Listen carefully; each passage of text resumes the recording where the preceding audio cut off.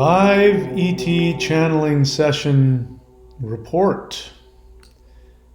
So this is a post-channeling report from yesterday when we did the live ET channeling session where the Pleiadians explained the 5D Earth shift. So since this is something new, I'm going to do the same thing I do with the interdimensional meditation report, where I come to you and I give you my personal experience of what happened. And I'm doing that, I think, for a very important reason. As you know, this whole idea of channeling is not something that I would have even considered remotely for myself. I thought channeling was nonsense. I still think virtually every channeler out there is either deluded or a con person or both. So this isn't something that I do easily. It's not something that I do brazenly. It definitely doesn't feed my ego by any stretch of the imagination. And so I think it's important to share with people what is really going on with me, what the experience is like, and how it continues to be an experience, and my process going through it. It's important, I think, for two reasons at least. The first reason is because I think it's important that if people do this kind of work, that they be transparent. And my experience is I'm not seeing a lot of transparency, or whatever they're doing, it's so easy for them that they don't really talk about it. And maybe there's this, I don't know, because I'm not into this. I don't follow channelers, so I don't know. But maybe there's this feeling that you need to act like you've got it all together, like a prophet, like you know exactly what you're doing and what you're saying, and you know. And so I don't see a lot of transparency, and so I want to be fully transparent about what I'm experiencing. So at the very least that, I can stay honest and sincere throughout this process. And I think the second reason that it's important that this kind of disclosure happens afterwards is because if my instincts are correct, more and more people are going to begin having these relationships with light beings, and will begin having telepathic interdimensional communication with them. And so you need to know what it feels like, because if you hear it from me and then you start experiencing it, then you'll know that what it is, and it won't freak you out. And it will be helpful for people, because if this shift is going to be what I think it is, this is going to be the norm. People are going to have these experiences that I'm having, and so I think it's important to know what it is. So those are my thoughts and the reasons why I'm doing it. So let's just go ahead and get into it. What was this experience like for me? All right, so the Pleiadians have been with me now 24/7 since the live CE5 meditation. So that was Saturday. We did a live CE5 meditation, and I did it specifically for the Pleiadians, and it's because that day I experienced some light beings that were communicating with me, and I think I talked about it. They were definitely making it clear to me that they were my former advisors, the Pleiadians. A lot of connection to my left ear and things like that. That has changed, that has morphed, but they've been with me ever since then. Ever since we did that meditation and we opened up a portal and brought them here, they've been with me ever since, very strongly and very powerfully. Very wonderful. They're extremely blissful and friendly. I mean, I don't know what these beings actually look like. I've gotten some impressions that perhaps they do look a lot like, your typical Pleiadian, caricature of them. But yeah, imagine what it would be like having beings like this surrounding you and communicating to you all the time. It's not a bad deal. They're very, very loving and very kind and very nice. And what I'm finding is, well, I'll get into it. All right, so they've been with me 24/7 since the live CE5. I've been getting continuous blissful heart jolts. So I want you to know what it feels like. Every now and then you'll hear me say, I just felt a lot of energy as I said that. Sometimes if I'm just talking, if I'm channeling, certainly, but sometimes if I'm just working with somebody or talking to somebody, and I'll say that. But that's about 5 to 10% of the times that it happens. It happens a lot. And especially in meditation and in channeling, I don't have the time to stop and explain the physical sensation of, wow, what I just felt was a huge amount of really blissful, higher dimensional energy going through my heart, and I felt this huge, loving, amazing, but definitely higher dimensional energy. Sometimes it almost floors me. Lots of times it's very subtle, sometimes it's very large, and again, what it feels like is what I think is happening. I mean, I know it's definitely some being is consciously sending me support and love and messages. But it hits me in this form of this wave or this huge jolt, almost like an explosion of very blissful, beautiful, loving, but very powerful energy. And so I believe that there are multiple things happening. I think that they are, they communicate. I think that higher dimensional beings communicate telepathically, and there's a lot of emotions and intentions and with that. And so what I do is I allow my brain to interpret that. And I believe if I'm on the right track and I'm going in a direction that they like or saying something accurately, they will reinforce that with some powerful energy. Who knows, I'm still learning more and more about what this is. So this is what I mean when I say continuous blissful heart jolts. So that's happening all the time. I mean, I go through my day and it's, happening all the time.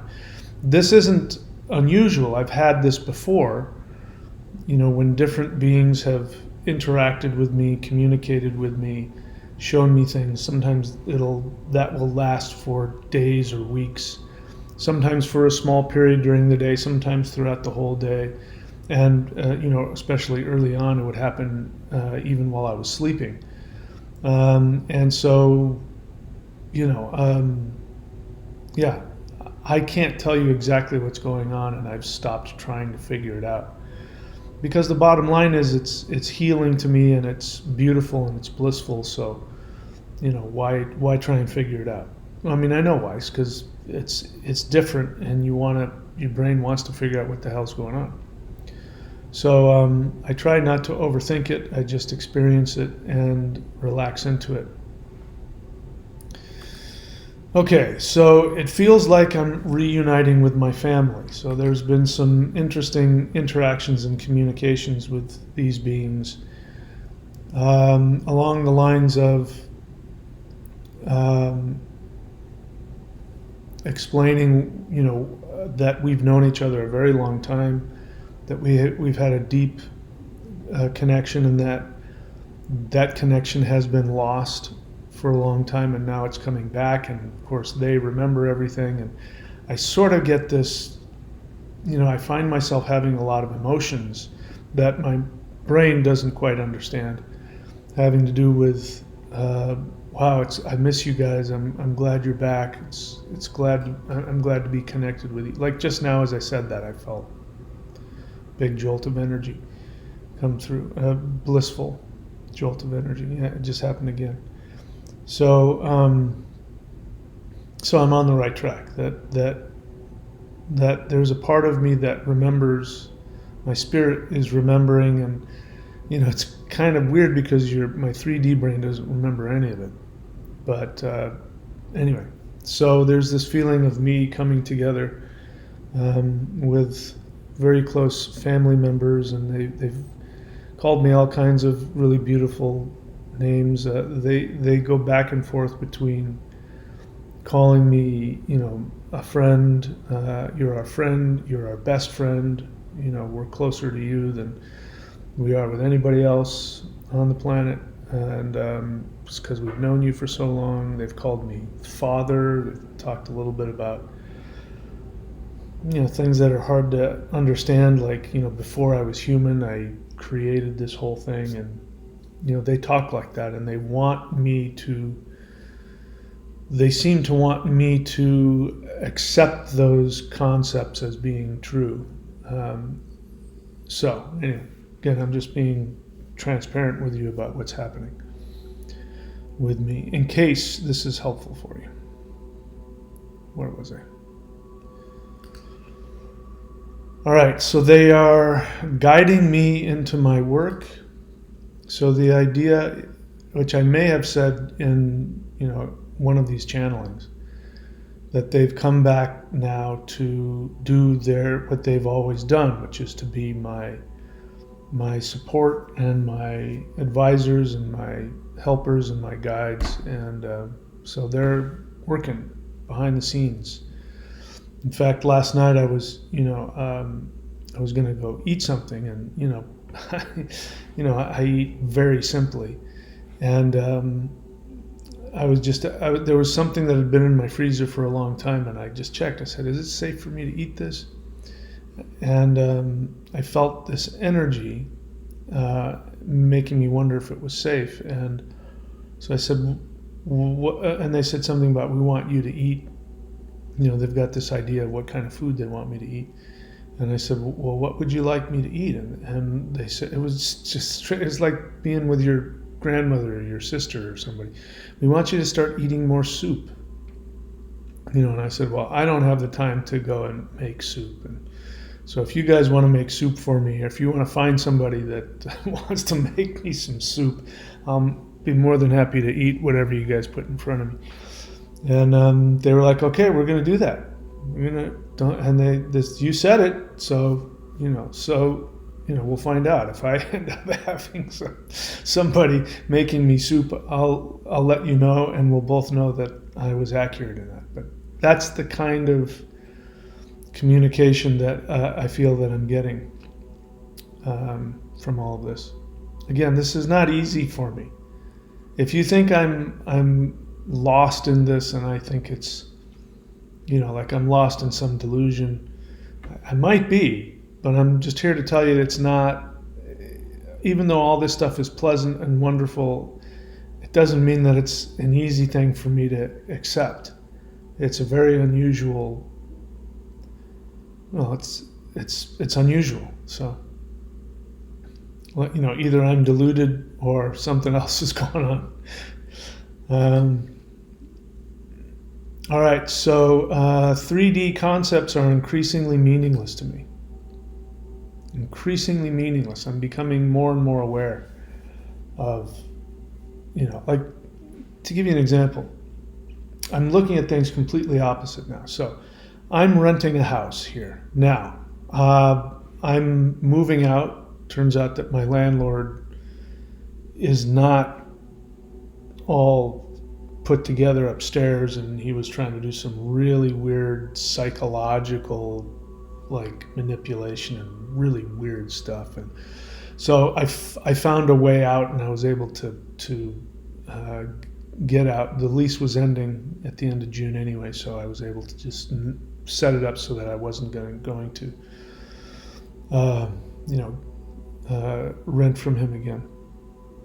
And he comes here, and he wants to do all the yard work himself, fine. And so he shows up every now and then. So he was here today.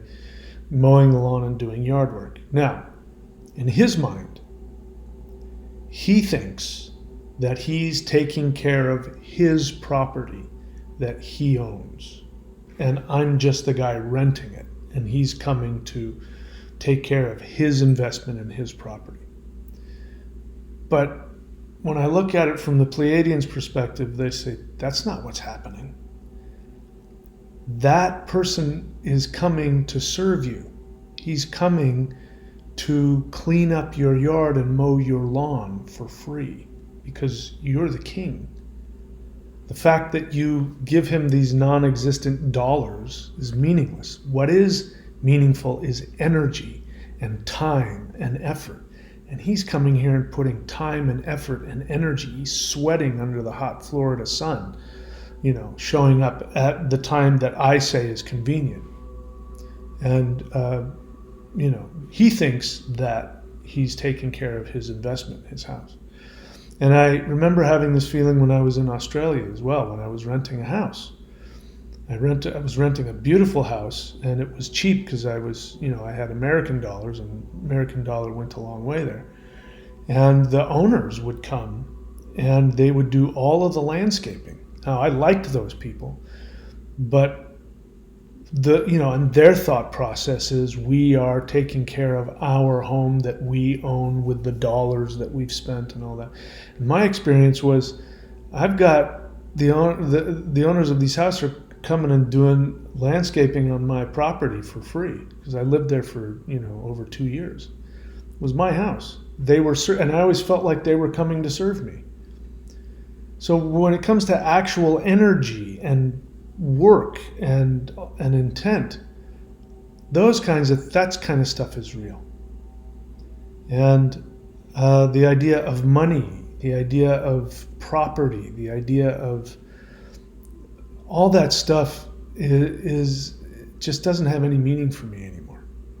It doesn't mean that I don't think about making sure I'm able to eat and have a place to live.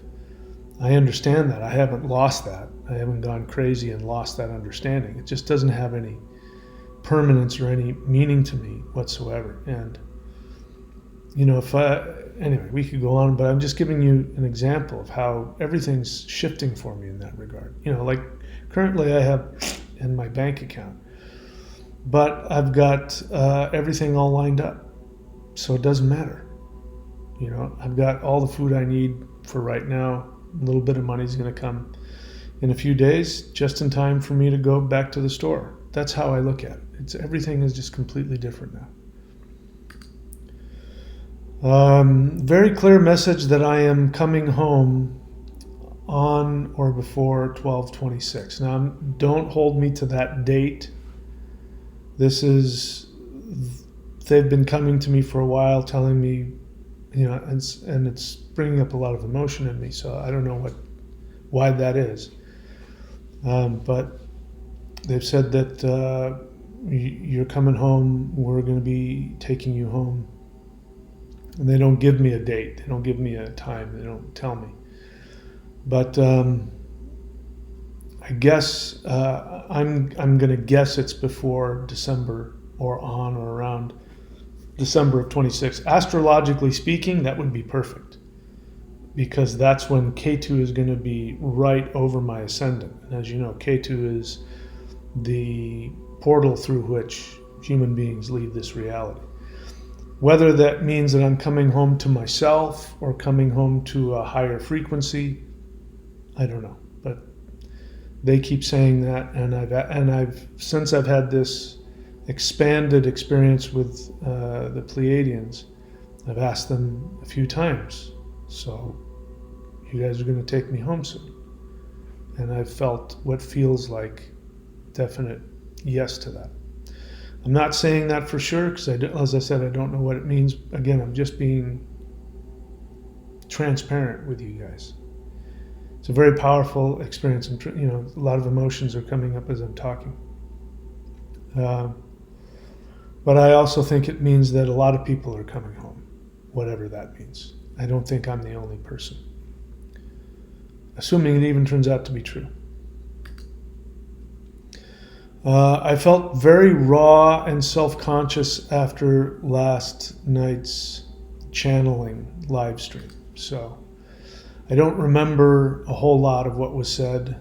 And I'm not sure I want to, because I think there was a lot of information about me, and so that makes me feel vulnerable. But on top of it, it was that whole King of Atlantis thing and all that. And if you guys think that's an easy thing for me to say to the world, to publicly state, let me please correct your misunderstanding. This is not something that I would ever communicate to the world. I'm doing it because it's important for me to be honest and transparent. You guys are following me, and you deserve to know the truth for my own sanity and for my own emotional health. I don't hide anything. I don't hold on to any secrets. So it's not something that I do easily, and it's, other than it sounds like it would be a very ego boosting thing, it's not. And I know some of you who have had similar experiences, you know what I'm talking about. It's not what it looks like. I know that I've had some trolls come on and say I'm deluded and narcissistic and my ego's out of control. And I understand that. I would probably think the same if I hadn't had the experience. But it doesn't. It's not an easy thing to talk about. So I know that some of that happened, and I think I conveniently sort of blocked it out because I really don't want to. I don't know. I think it seems to be bringing up a lot of old lifetime memories that maybe I am having some emotions working through. We'll talk a little bit about that. So I felt very raw and self-conscious after the live stream, and last night I had dreams of arguing with aliens. So it wasn't exactly like that. But there was this weird dream. I won't get into the details of it, but there was this weird dream, and there was this green or blue being, like a Hulk, that was like, twice my size, and very powerful being. And this being was like, talking to me, and my experience was that they were judging me and just judging me, but they didn't have a lot of emotion behind it. But I got very reactive. I just felt some energy as I said that. I got very reactive and was hostile and aggressive and threatening. And then at some point, I ended up like on top of this being, and I was like, you see, you're nothing. You can't touch me. You can't do anything to me. And, and don't ever do this to me again. And, I was just being really like threatening. And in my mind, I was fighting off an attacker. But I woke up going, that was weird. The hard part is, how aggressive I was, how controlling and abusive I was. And, that there was this hint of physical violence that I was threatening. And so I didn't like that. I didn't like that at all. And I think it's a result of the channeling and, speaking about who I am and who I was. And, it's bringing back, I think, some memories of when I was being given advice to power down all the technology, and I was thinking I was fighting to save the earth, and was doing my own thing and going off the reservation. I think that I felt that their advice was somehow demeaning to me, or judgmental, and I was obviously very defensive. What was happening in the dream is that I had something that I thought really worked really well, and then it fell apart. It was clearly defective, a defective piece of machinery. And so when this person was pointing out how defective my machinery was, I took it very personally in the dream. And that's when I got really defensive and abusive. And I think that dream was me processing an old memory. And why is this important? I mean, I know that they've told me that I didn't listen to their advice. I've had at least one past life memory where I got very angry with somebody because they were trying to help me way back then. And I think that it was even more than I'm comfortable with. So the thought of being that person, being very angry and controlling and frightening. I imagine I was a very frightening person. I imagine I had a lot of power, and I apparently used it. And I keep thinking about when I first started training in the spirit fighting, and a being said, "You're learning something very powerful," and I saw like a nuclear bomb and said, "This is how powerful this is, and if you misuse it, it will be taken from you." And I've always thought, why would somebody say that to me? What have I done in this life to show that I would be like that? Well, it wasn't this life. It was that life. And I don't like who that person was. So channeling them and listening to them talk about me in those grandiose terms brings up a lot of discomfort and pain. And I guess this is a healing. I have to go through it. So these channelings are as much about me healing as it is about anything else. Okay. Slight fear of allowing myself to believe the experience. And it's not a slight fear. I'm trying not to be a victim here. Yeah, but I'm going with it. I'm going with it to the best of my ability. I think I'm doing a pretty good job. But, I do this thing where I just don't take it seriously. And as soon as the channeling is over, I'm done, and I just move on with my day and I forget about it. And I think I do that on purpose. But there's definitely a fear of allowing myself to believe in this. Like, if I believe in this, am I going to lose my mind? Will I then be deluded? This need to sort of keep one foot in this reality and feel like I still know what reality is. But I'll do this thing and I'll believe that, and trying to believe two realities. And I feel like it's time to start believing this more. And I have some fear about that. And I fear that I may be wrong or deluded about experiences. I think that's I've already said that. But I do. I wonder if this is real. I wonder if I'm accurately interpreting what's happening, because it's not like Bashar, who, if we accept what he's doing is real, which that's a whole other subject. But when he goes through his convulsions, and it's designed to make you believe that some other being has full, complete control over him and is literally using him like a ventriloquist puppet and speaking through him. And that's not what's happening with me. I sometimes will, my mind will, words and sentences will come, and I will verbally repeat those sentences verbatim.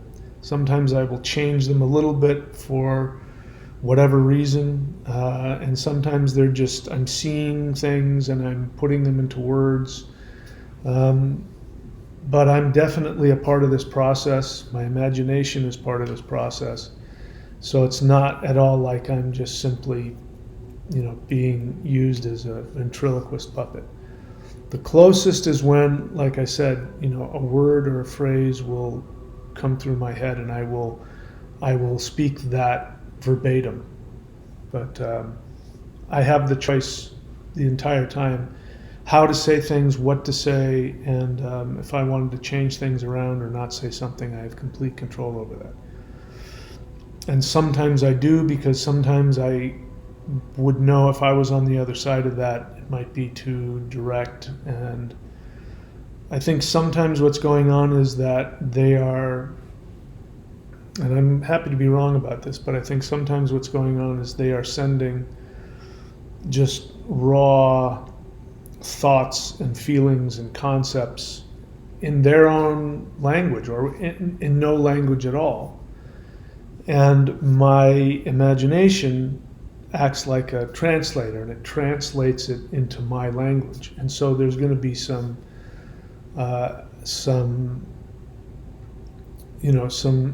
things lost in translation, and some things that end up, my brain turns into another word, or they may send something in English, and it's not their language, and it's going to be kind of awkward, and so sometimes it comes across kind of chunky and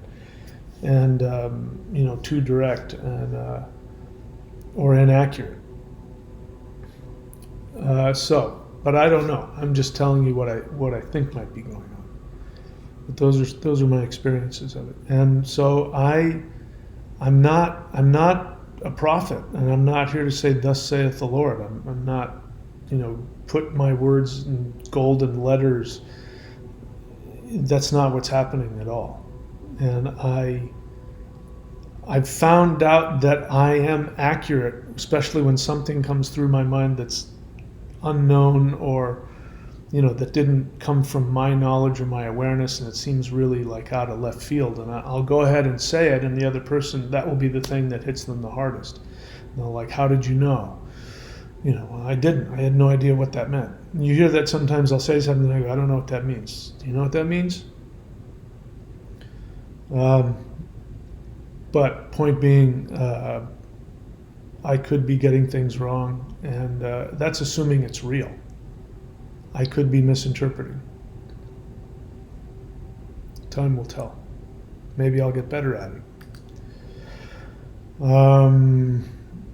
Fear I may be wrong or deluded about experiences, and there's still that feeling of I could be completely deluded about this whole thing. Could just be my own fantasies. Don't know.